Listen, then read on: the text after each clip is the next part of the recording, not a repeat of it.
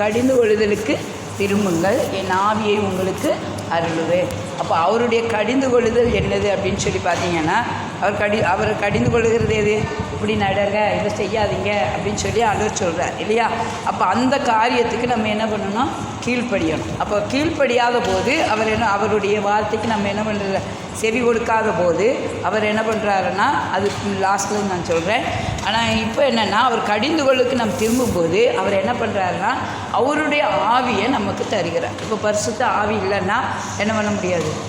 பரலோகம் போக முடியாது இல்லையா? அதுதான் சொல்லப்பட்டிருக்கிறது. ஜலத்தினாலும் ஆவியினாலும் பிறவாவிட்டால் தேவனுடைய ராஜ்யத்தில் என்ன பண்ண முடியாது? பிரவேசிக்க முடியாது அப்படின்னு சொல்லி நமக்கு தெரியும் இல்லையா? அப்போ அவருடைய ஆவியை நம்ம பெற்றுக்கொள்ளணும். எப்போ அப்படின்னா, கடிந்து கொள்ளுதலை கேட்டு அவர் என்ன சொல்கிறாரோ அந்த வார்த்தையை கேட்டு நம்ம அதை ஒப்பு கொடுத்து நம்முடைய பாவத்தை எல்லாம் அறிக்கை செய்து தேவனிடத்தில் என்ன பண்ணோன்னா, நம்முடைய ஆவியை தாங்கப்பான்னு சொல்லி நம்ம கேட்கும்பொழுது கர்த்தர் நிச்சயமாக அவருடைய ஆவியை தருவார். அதான் பார்க்குறோம். யோவேல் 2:28 வாசிங்க.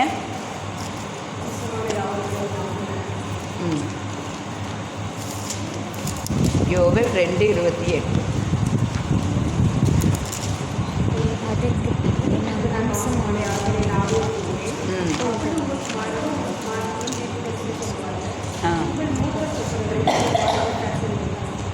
அப்போ பாருங்கள், மாம்சமான யாவர் மேலும் என்ன பண்ணுவேன்? என்னுடைய ஆவியை ஊற்றுவேன்னு சொல்லி இயேசு கிறிஸ்து ஆண்டவரே அப்படிதான் சொல்கிறார் இல்லையா? கர்த்தர் சொல்கிறாங்க. அப்போது அவருடைய ஆவியை நம்ம பெற்றுக்கொள்ள வேண்டுமானால் நம்ம என்ன பண்ணணும்னா, நம்மளை ஒப்பு கொடுக்கணும். கர்த்தருடைய சமூகத்தில் நம்முடைய அவயங்கள் எல்லாம் ஒப்பு கொடுக்கணும். ஒன்றா நீங்கள் தனிமையில் உட்காந்து ஜெபம் பண்ணுங்க. ஒரு ஃபாஸ்டிங் இருந்து 1 மணி நேரம் என்ன பண்ணுங்கள்? உங்களுக்கு வீட்டின் அறக்கதவை என்ன பண்ணுங்கள்? இழுத்து மூடிட்டு நம்மளுடைய அவயங்களை ஆண்டவர் சமூகத்தில் ஒப்பு கொடுக்கும். கண்ணினால் செய்த பாவம், காதினால் கேட்ட பாவம், வாயினால் பேசின பாவம், அப்புறம் சிந்தையினால் செஞ்ச பாவம், கரங்கள்னால் செஞ்சது, கால்னால் செஞ்சது, இப்படி ஒவ்வொரு அவயங்களாக ஒப்பு கொடுத்து ஜெபம் பண்ணி, எசப்பா உங்கள் ரத்தத்தினால் என்ன பண்ணுங்க? கழுவுங்க, என்னை பரிசுத்தப்படுத்துங்க, என்னை உம்முடைய ஆவியை பெற்றுக்கொள்வதற்கு எனக்கு என்ன பண்ணுங்கள்? என்னை தகுதிப்படுத்துங்கன்னு சொல்லி ஆண்டவர்கிட்ட ஒப்பு கொடுத்து கேளுங்க. நிச்சயம் ஆண்டவர் என்ன பண்ணுவார்? மாம்சமான யாவர் மேலும் அவர் ஊற்ற ஆசையாக இருக்கிறாரு.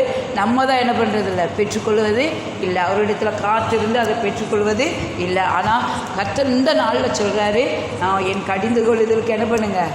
செவி கொடுங்கன்னு சொல்கிறார் இல்லையா? என் கடிந்து கொள்ளுதலுக்கு திரும்புங்கள் அப்படின்னு சொல்லிட்டு தான் ஆண்டவர் என்ன சொல்கிறார்? மாம்சமான யாவர் மீது அவருடைய அதாவது என் ஆவியை உங்களுக்கு அருளுவேன்னு சொல்கிறார். அப்போ அவருடைய கடிந்து கொள்ளுதல் என்ன அப்படின்னா, நீங்கள் பரிசுத்தப்படுத்துங்க. உங்களை என்ன பண்ணுங்கள்? பரிசுத்தப்படுத்துங்க. நான் உங்களுக்கு என்ன பண்ணுறேன்? என்னுடைய ஆவியை ஊற்றுவேன்னு சொல்லி சொல்கிறாரு. அப்போ நீங்கள் அதாவது ஒரு சாட்சி சொல்லணுன்னா, என்னுடைய சாட்சியை சொல்கிறேனே. நான் வாலி பிள்ளையிலே என்ன பண்ணேன்னா, எனக்கு சர்ச்சுக்கு போக ஆரம்பித்ததுக்கு பிறகு எனக்கு ஒரு வாஞ்சை, பரிசுத்த ஆவியை பெற்றுக்கொள்ளணும்னு சொல்லி ஒரு வாஞ்சை வந்துச்சு. அப்போ நான் ஒரு ஹாஸ்பிட்டலில் வேலை செஞ்சுட்டு இருந்தேன். அதனால் என்ன பண்ணேன், அங்கே வீட்லையெல்லாம் இருந்து உபவாசம் இருந்து ஜெபம் பண்ண முடியாது. அதில் நம்ம தினம் ஆஸ்பத்திரிக்கு வந்துடுவோமா, அதனால் என்ன பண்ணுவேன்? ஃப்ரீ டைம் கிடைக்கும், மத்தியானம் லஞ்ச் டைம். நான் என்ன பண்ணேன்? காலையில் சாப்பிட மாட்டேன். சாப்பிடாமல் ஃபுல்லாக உட்காந்து அதாவது பேஷண்ட் எல்லாம் முடிஞ்சு போனதுக்கு பிறகு இந்த மத்தியான டைம்ஸ் லஞ்சு கொடுப்பாங்க. அந்த டைம் என்ன பண்ணுவேன்? நேராக போய் எந்த ரூம் காலியாக இருக்குன்னு பார்த்து அந்த ரூமில் போய் முட்டு போட்டு ஆண்டவரே என்னுடைய பாவத்தை எல்லாம் அறிக்கை செய்து ஆண்டவர்கிட்ட ஒப்பு கொடுத்துட்டு எனக்கு இப்படி ஆவியை ஊற்றுங்கன்னு ஜெபிக்க ஆரம்பித்தேன். அதே போல் இந்த கஸ்தி நாளோடு தான் அப்படி ஜெபிக்க ஆரம்பித்தேன். 40 நாள் அப்படி உபவாசம் இருந்து ஜெபிக்க ஆரம்பித்தேன். கர்த்தர் என்ன பண்ணாருன்னா, அவருடைய ஆவியை ஊற்றினார். அப்போ அந்த நம்முடைய வாஞ்சை எப்படி இருக்குன்னு ஆண்டவர் என்ன பண்ணுவார்? பார்ப்பார். அதை பார்த்து தான் தேவன் என்ன பண்ணுவார்? ஊற்றுவார். நீங்கள் கஸ்தி நாள் உபவாசம் இருந்திருப்பீங்க இல்லையா? அந்த இடம் நம்ம என்னென்னா பிரயோஜனப்படுத்திக்கணும். கஸ்தி நாள் வச்சு எதுக்காகனா, ஆவியை நம்ம பரிசுத்த ஆவியை பெற்றுக்கொள்ளலாம், நம்முடைய பிள்ளைகள் ரட்சிப்புக்காக இருக்கலாம், நம்முடைய கணவர் ரட்சிப்புக்காக இருக்கலாம். அப்படி எல்லாம் இருந்து ஜெபம் பண்ணிங்கன்னா அந்த 40 நாள் எதுக்கு வச்சுருக்காங்கன்னா, ரட்சிப்பு அடைவது. எங்கள் வீட்டில் அவங்கெல்லாம் துன்மார்க்கமாக இருந்தாங்க. நான் 40 நாள் என்ன பண்ணால் உபவாசம் இருந்தேன். இந்த கஸ்தி நாளோடு தான் உபவாசம் இருந்து 40 நாள் என்ன பண்ணால் உபவாசம் இருந்து தேவனோட என்ன போராடி ஜெபிச்சு ஆண்டவர் என்ன பண்ணார்? அடுத்த கஸ்தி நாளோட கரெக்டாக ரட்சிக்கப்பட்டார். அப்போ நம்ம ஜெபிக்கிற ஜெபத்தில் நம்ம ஜெபம் பண்ணால் தான் நம்முடைய குடும்பம் என்ன பண்ணும்? ரட்சிக்கப்படும். அப்போ நம்மளை தான் கர்த்தர் என்ன பண்ணுவார், கருவியாக எடுத்து பயன்படுத்துவார். அப்போ இந்த நாளில் நம்ம என்ன பண்ணால் அவருடைய ஆவியை பெற்றுக்கொள்ளணும். நாம் மட்டும் பெற்றுக்கொள்ளக்கூடாது, நம்முடைய குடும்பமும் என்ன பண்ணணும், ஆவியை பெற்றுக்கொள்ளணும். நம்ம இப்போ நீங்கள் ரட்சிக்கப்பட்டீங்க, உங்கள் வீட்டையா ரட்சிக்கப்படலைன்னா எப்படி இருக்கும்? ஆண்டவர் நிச்சயம் கணக்கு கேட்பார். நான் நீங்கள் வந்துட்டு ஆலயத்துக்கு வர்றீங்க, ஆண்டவருடைய சத்தியத்தை கேட்குறீங்க, அதன்படி நடக்கிறீங்க, உங்கள் வீட்டுக்காரரை நீங்கள் ஏன் விட்டுட்டீங்க அப்படின்னு சொல்லி என்ன பண்ணுவார், ஆண்டவர் கணக்கு கேட்பார். பாவத்தில் இருப்பாங்க, சர்ச்சுக்கு வருவாங்க, அந்த நேரம் மட்டும் என்ன பண்ணுவாங்க, பரிசுத்தமாக இருந்து வருவாங்க. மற்ற நாள் வீட்டில் போய் என்ன பண்ணுவாங்க, தண்ணி அடிக்கிற ஆட்களும் உண்டு, பீடி சிகரெட் பிடிக்கிற ஆட்களும் உண்டு, புகையில் போடுற ஆட்கள் உண்டு இல்லையா? அப்படி தின்மார்க்கமாக இருக்கிற ஆட்கள் இருக்காங்க. ஆனால் அவங்களுக்காக நம்ம என்ன பண்ணணும்னா திறப்பில் நின்று ஜெபம் பண்ணணும். உங்கள் பிள்ளைங்களுக்காக என்ன பண்ணுங்கள், ஜெபம் பண்ணுங்க. பரிசுத்த ஆவியை பெற்றுக்கொண்டாலே போதும், ஆண்டவர் உங்களை என்ன பண்ணிடுறோன்னா அதன்படி வழி நடத்த ஆரம்பிச்சிருவார். இப்போ நான் அபிஷேகம் பெற்றதுனால தான் எங்கள் வீட்டுக்காரர் என்ன பண்ண முடிஞ்சு ரட்சிப்புக்குள்ளே கொண்டு வர தேவன் கிருபை செய்ய முடிஞ்சுது இல்லையா? அப்போ ஆவியானும் நம்மோடு பேசுவார். நீ ரட்சிக்கப்பட்டு நீ பரலோகம் போயிட்டீங்கன்னா உங்கள் கணவர் ரட்சிக்கப்படலைன்னா கர்த்தர் என்ன பண்ணுவார், கணக்கு கேட்பார். நான் உனக்கு கொடுத்தனே இந்த பையனுக்காக அல்லது உன் வீட்டுக்காருக்காக நீ திறப்பில் நின்று ஜெபம் பண்ணியா அப்படின்னு சொல்லி ஆண்டவர் கேட்பார். அதனால் நம்முடைய வீட்டில் உள்ள ரட்சிக்கப்படாதவர்கள், ஆலயத்துக்கு வராமல் இருக்கிறவங்களுக்காக நம்ம என்ன பண்ணணும்னா அனுதினமும் ஜெபம் பண்ணுங்க. இல்லைன்னா ஏதாவது ஒரு நாளை அதுக்குன்னு ஒப்பு கொடுத்து ஒரு குறிப்பிட்டு நாளை ஒதுக்கி நீங்கள் உபவாசம் இருந்து ஜெபம் பண்ணுங்க. கண்டிப்பாக நான் எல்லாரையும் கர்த்தர் என்ன பண்ணுவார், ரட்சிப்புகளை கொண்டு வருவார். அப்போ பாருங்கள், கடிந்து கொண்டு திரும்பும்போது கர்த்தர் அவருடைய ஆவியை நமக்கு தருகிறார். அது மாத்திரம் இல்லை, உங்கள் குமாரர்களும் குமாரத்திகளும் எல்லோரும் என்ன பண்ணுவாங்களாம், தீர்க்க தரிசனம் சொல்லுவார்கள். அப்போ அந்த அளவுக்கு நம்ம அவருடைய ஆவியை பெற்றுக்கொண்டாலே கர்த்தர் என்ன பண்ணுவார், கிரியை செய்ய ஆரம்பிச்சிடுவார். ஒரு ஆள் வீட்டில் ஒரு ஆள் அபிஷேகம் பெற்றுக்கொண்டாலே போதும், ஆண்டவர் கிரியை செய்து ஒவ்வொருத்தரையும் என்ன பண்ணுவார்னா ரட்சிப்புகளை கொண்டு வந்துடுவார். அப்போ நம்ம இப்படியே இருந்து இப்படியே போயிடணும்னு நம்ம என்ன பண்ணக்கூடாது, நினைக்கவே கூடாது. அவருடைய ஆவியை பெற வேண்டும் என்கிற ஒரு வாஞ்சை நமக்குள்ளே நிச்சயம் வேண்டும். அப்போ பாருங்கள், அப்போ நம்ம அவருடைய ஆவியை பெற்றுக்கொண்டால் இன்னொன்று என்ன நடக்குது அப்படின்னு பார்த்தீங்கன்னா, சகரியா 12:10 பாருங்கள். சகரியா 12:10. நான் தாவீது குடும்பத்தாரின் மேலும் எருசலேம் குடிகளின் மேலும் கிருபையின் ஆவியையும் விண்ணப்பங்களின் ஆவியையும் ஊற்றுவேன். போதும். அப்போ பாருங்கள், நம்ம அவருடைய ஆவியை பெற்றுக்கொண்ட உடனே அவர் என்ன பண்ணுறாரா, கிருபையின் ஆவியும் விண்ணப்பத்தின் ஆவியும் ஊற்றுறார்.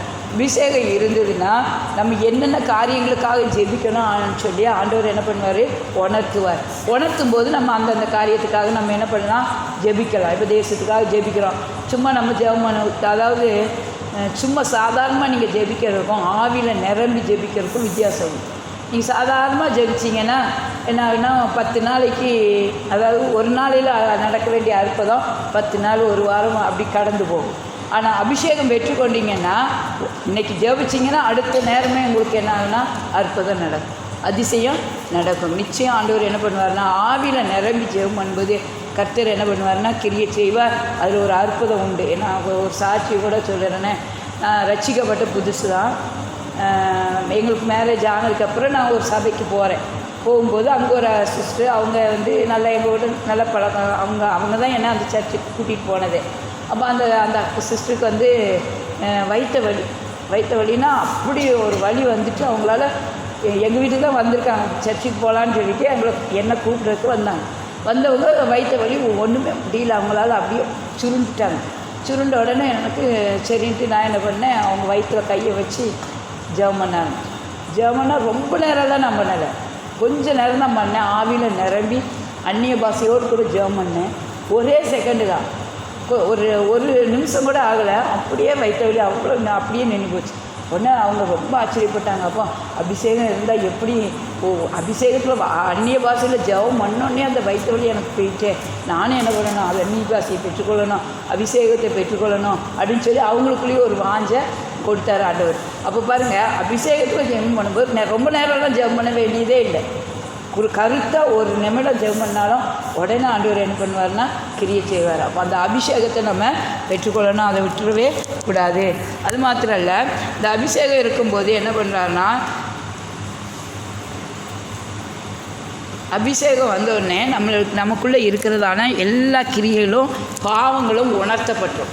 உணர்த்தப்பட்டு நம்ம அதை என்ன பண்ணுவோம், ஒரு பாவம் நம்மளை அணுகி வருதுன்னா அபிஷேகம் இருந்துச்சுன்னு வச்சுக்கோங்களேன், இது பாவம், இதை நீ செய்யாத அப்படின்னு சொல்லி உணர்த்தும். அப்போ செஞ்சிட்டோம்னா, தெரியாமல் நம்மளை அறியாமலே செஞ்சுட்டா கூட மன்னிப்பு கேட்க வைக்க அந்த ஆவியானவர் என்ன பண்ணுவார்னா கிரியை செய்வார். அப்போ உடனே நம்ம அதை மன்னிப்பு கேட்டு அதை விடுதலை பெறும் பொழுது கர்த்தர் என்ன பண்ணார்னா அதை நம்மளுடைய பாவத்தை உடனே மன்னிப்பார். மன்னித்து நமக்கு சுகத்தையும் நம்ம என்ன காரியத்தை விரும்புகிறோமோ அந்த காரியத்தில் ஒரு ஜெயத்தை கொடுப்பார். அது மாத்திரம் இல்லை, யோவேல் 2:29 பழபடி வாசிங்க. 29 2:29.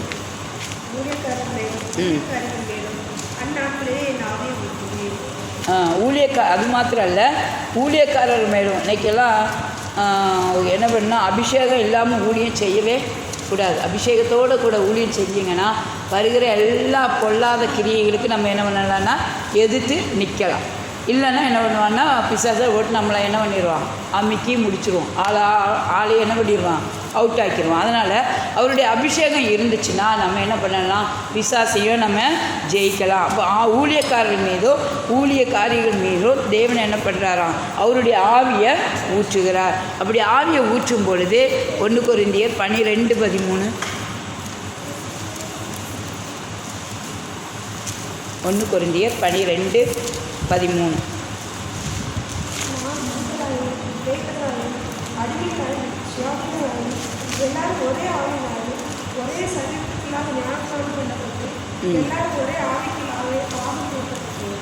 அப்போ பாருங்கள், யாராவது ஏன்னா யாராக இருந்தாலும் சரி, அதாவது யூதராக இருந்தாலும் சரி, கிரேக்கராக இருந்தாலும் சரி, அடிமையாக இருந்தாலும் சரி, சுயாதீனம் உள்ளவர்களாக இருந்தாலும் யாராக இருந்தாலும் தேவனுடைய ஆவியை பெற்றுக்கொண்டா அவங்க எப்படி இருக்காங்க. இன்னொரு டைம் வாசிங்க 13.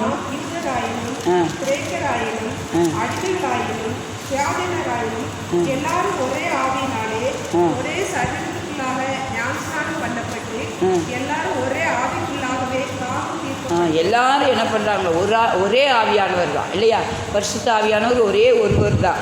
அப்போ அவர் எல்லாருக்குள்ளாகவும் என்ன பண்ணுறாங்க, தாகம் உள்ளவங்க மேலே ஆவியானவர் ஊற்றப்பட்டு அவங்க தாகம் என்ன பண்ணுமா, தீர்க்கப்படும். அப்போ நம்ம பரிசுத்த ஆவியை என்ன பண்ணணும்னா வாஞ்சிக்கணும், அதை என்ன பண்ணணும், பெற்றுக்கொள்ளணும். சரி, இப்போ பார்க்குறோம், அதாவது என்ன பார்த்தோம், என் கடிந்து கொள்ளுதலுக்கு திரும்புங்கள் அப்படின்னு சொல்லப்பட்டிருக்கு. அப்போ அவருடைய கடிந்து கொள்ளுதலுக்கு திரும்பாத போது, அதான் ஒரு நீதிமொழிகள் 29:1 பார்க்குறோம், அவருடைய கடிந்து கொள்ளுதலுக்கு திரும்பாத போது